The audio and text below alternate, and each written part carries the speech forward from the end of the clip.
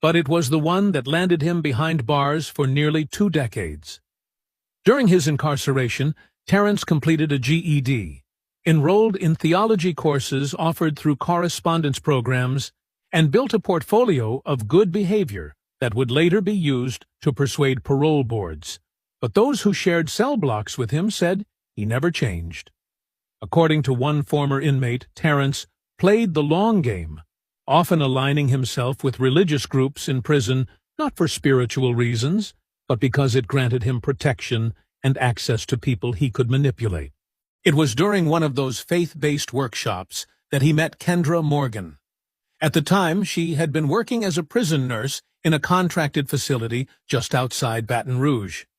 Their initial communication was limited, but after her resignation over a separate ethics complaint, she began writing to Terence regularly.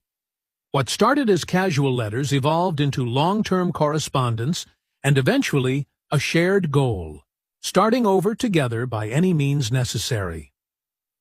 When Terence was granted parole in late 2022, he relocated to Florida, listed Pensacola as his new residence, and was approved for housing through a transitional program affiliated with a church Beverly volunteered at.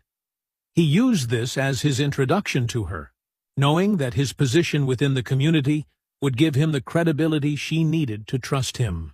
To those watching from afar, Terence presented as a reformed man, but privately he was re-establishing contact with the Kendra, who had relocated to Gulf Breeze under the alias Monique Lyle. She found work as a private home aide and secured a small apartment in a complex not far from Beverly's home. The two saw each other regularly, often communicating through encrypted messaging apps and burner phones.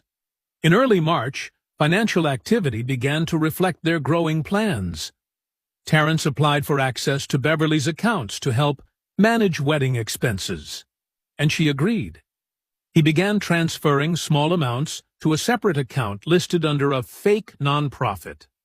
Meanwhile, Kendra opened a new joint savings account under her alias and began purchasing supplies: hair dye, gloves, prepaid phones, and an untraceable burner laptop. Their scheme wasn't just about money. It was about control. It was about eliminating any possibility of long-term accountability.